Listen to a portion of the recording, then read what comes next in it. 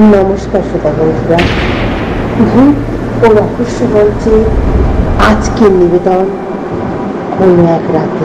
লিখেছেন আমিরুল ইসলাম। গল্পটি আমি সংগ্রহ করেছি দুই বাংলার বাছাই ভূতের গল্প থেকে। তো শুরু হচ্ছে আজকের ভৌতিক গল্প কোনো এক রাতে। কথা ছিল স্টেশনে নামতেই মায়াহারের সঙ্গে দেখা হবে। এক মাথা রাত নিয়ে ঘুপসি রেল স্টেশনে কিছুক্ষণ দাঁড়ালাম। শেষ ট্রেন চলে গেল বটে, মোটে কুলি দিনমজুর বা যাত্রীরা যে যার মতো পথ দেখেছে।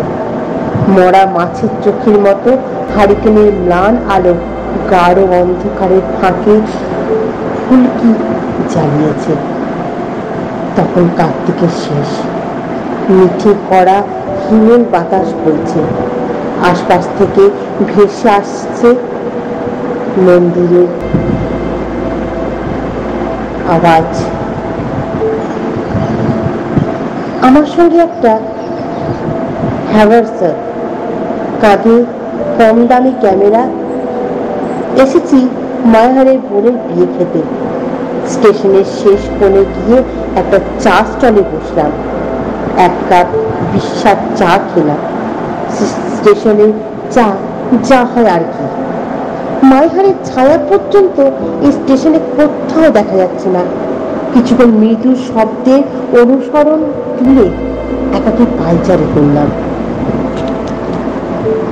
সিগারেটের খাওয়ার অভ্যাস নেই, তবু একটা সিগারেট ধরিয়ে গোটা আটার মতো ধোঁয়া ছড়াতে চমকে উঠলাম। আমার পেছনে কে যেন এসে দাঁড়িয়েছে। সম্ভবত আমার ডান হাত আমার কাঁধে। মিনমিনে কণ্ঠে সে জিজ্ঞাসা করল,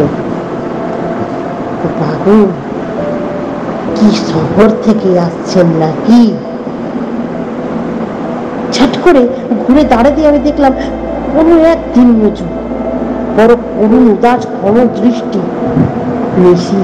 নিস্তব্ধতার লোকটার চেহারা করে তুলেছে গম্ভীর। বিষণ্ণ চিন্তার ছায়া ওর সর্বাঙ্গে। চোখ কচলে লোকটা একই প্রশ্ন করল, বাবু কি শহর থেকে আসছেন? মুখে হাসি টেনে আমি সহজ ও স্বাভাবিক হলাম। এসেছি কিছুক্ষণ হলো, এক বন্ধু অপেক্ষা করছি আর তার আসার কথা সেখানে। খুঁকু করে লোকটা একটু হাসলো। তা নাম কি আপনার বন্ধুর বাবু?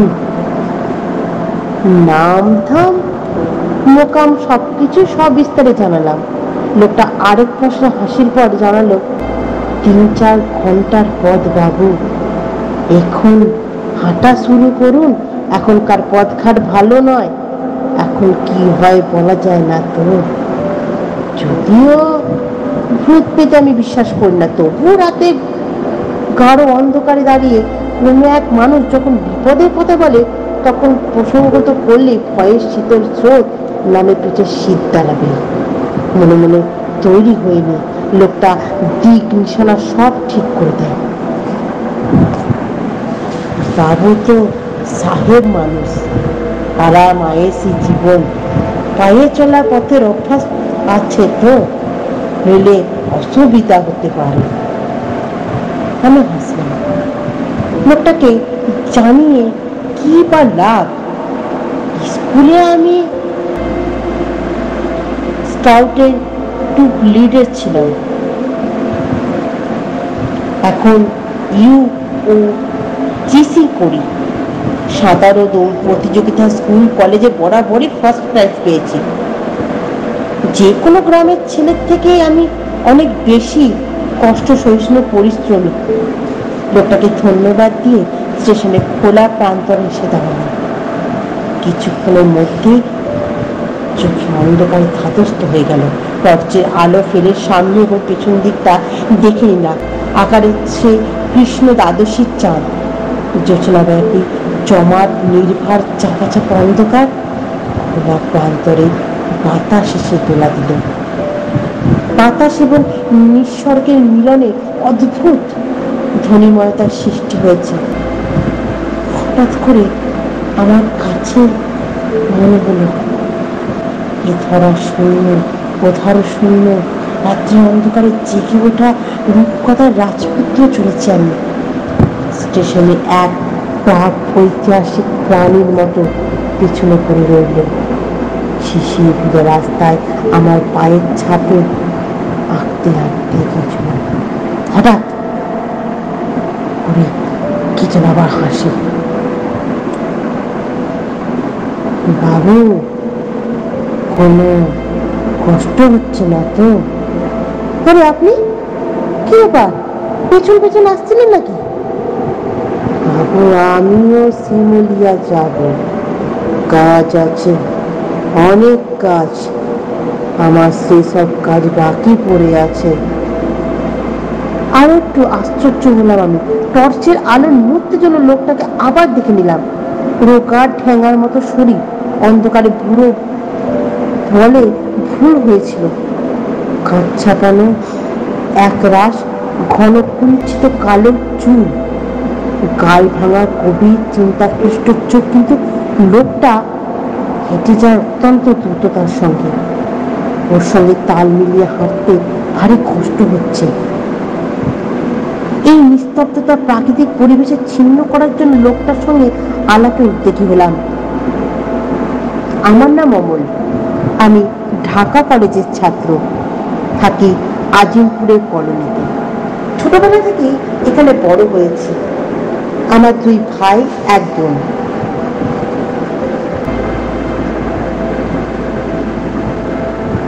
গায়ে পড়েই আমি নিজের পরিচয় জানালাম। লোকটা তীক্ষ্ণ সন্ধানী চোখে আমার দিকে তাকালো। তারপরে সেই বুড়ো মানুষের মতো খুলখুলে হাসি, যেন ভেসে আসে আমার প্রেত লৌকিক শব্দ। আমার সাহস, হৃদয় জন্মনে ওঠে। বাবু, গরিবের আবার পরিচয় তো শুনুন। নাম কুয়ামুদ্দিন। দাদা আমার ব্রিটিশ নীলকর সাহিত্যের হাতে প্রাণ দিয়েছে, আর বাবা স্বদেশী আন্দোলনের শরিক হয়েছিলেন।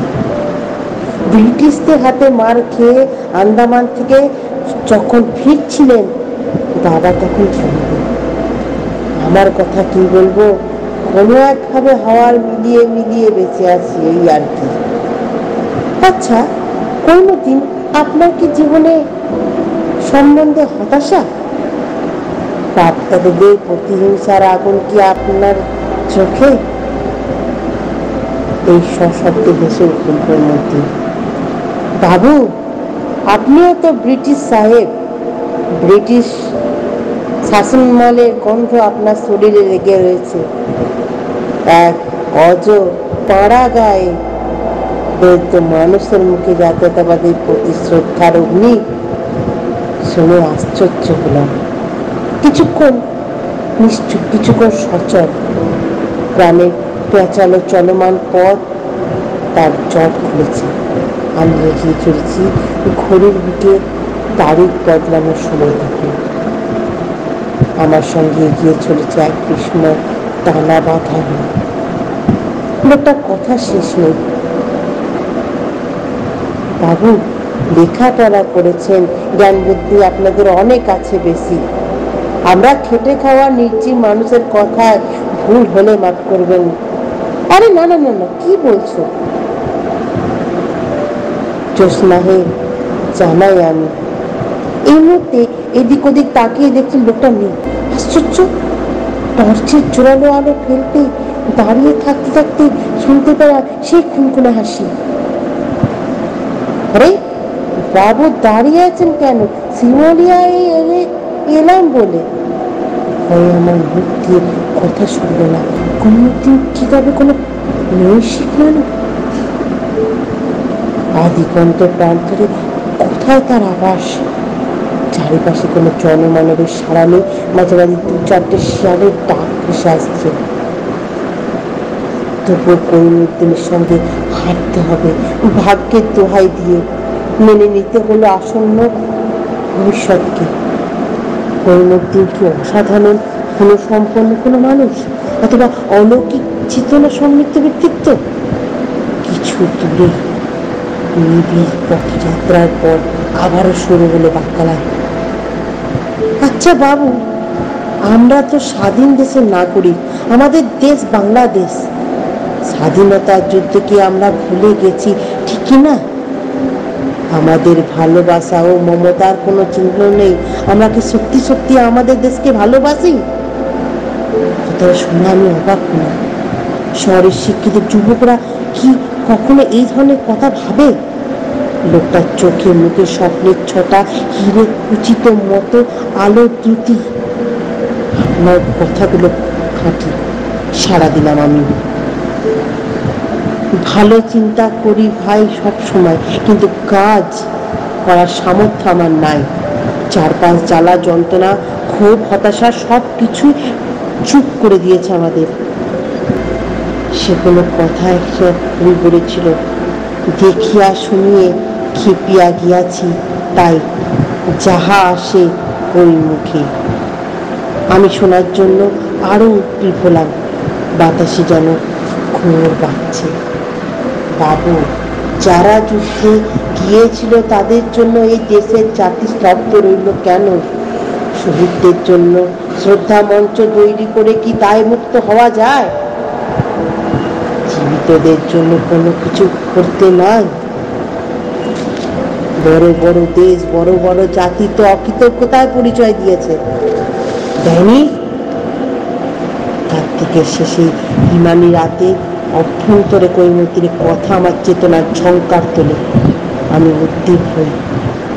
কৈমুদ্দিন বলে যায়, আমাদের দেশপ্রেম নেই, আমাদের স্বাধীনতার মূল্য বুঝি না, ঐতিহাসিক প্রতি শ্রদ্ধা নেই আমাদের। আমরা যে যার স্বার্থ খুঁজি। আমাদের সমাজ পরিবেশ জন্মের পর অন্ধ শিক্ষা দেয়।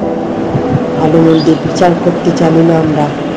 আমরা কৈশোরে উত্তীর্ণ বয়সে লোকটার প্রত্যেকটা কথা আমার উদ্দীপ করে তোলে। আমি শিহরিত হই, কথা শুনতে শুনতে ভুলে যাই নিজের অস্তিত্ব। দুঃখের কথা বলতে রাত হয়ে ভোর হয়ে যাবে। কথা বলে তো লাগলে আমাদের প্রত্যেকটাই ইঞ্চি পরিমাপ জায়গা জমি আছে কাজ। সে কাজের পাহাড় সরিয়ে নতুন করে বেঁচে উঠতে হবে সবাইকে। আমাদের ঘুম ভাঙতেই হবে, কেই বা ভাঙাবে? রূপকথা রাজপুত্র আবার এসে ভিড় জমাবে আমাদের মনের বন্দরে। হাজার বছরের অন্ধমনের জঞ্জাল সাফ করে কাজ করার দায়িত্ব নিতে হবে নিজেদেরকে। কথা বলতে বলতে কৈমুদ্দিন গোঙানি শুরু করে, পেটে হাত দিয়ে উবু হয়ে বসে পড়ে। উপচে আসে বমি তিতকুটে গন্ধ, যন্ত্রণার কাঁকাতে থাকে সে। বাবু, খুব ব্যথা, অসম্ভব ব্যথা সর্বশরীরে। বুকে কিছু নেই, শুধু ক্ষত চিহ্ন। চিৎকারে মধ্যরাতে বিদন্ন হয়। বিচ্ছিন্ন নদীর মতো কৈমুদ্দিন নেতিয়ে পড়ে। অসহায় পঙ্গু অবস্থায় শিকার হই আমি। এগিয়ে যাই লোকটার কাছে, হাত ধরে ওঠানোর চেষ্টা করে, কিন্তু লোকটার শরীর ভাঙা হয়ে গেছে। টর্চের আলো ফেলে, কিন্তু বিমালন গায়েব হয়ে গেছে কৈমুদ্দিনের শরীর, অস্তিত্বহীন অবয়ব। রাতের মধ্যে জানে আমি নিজের অস্তিত্ব সম্বন্ধে সন্ধান হয়ে পড়লাম।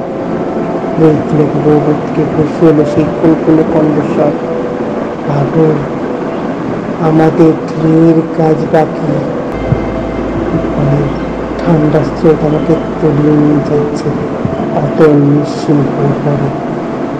আমার স্নায়ুতন্ত্র বিবশ হয়ে গেছে। ভাবনার সমুদ্রে খড়কুটো ধারার শেষ চেষ্টা করতে গিয়ে ব্যর্থ হলাম। তবু কিছু বাকি থাকে।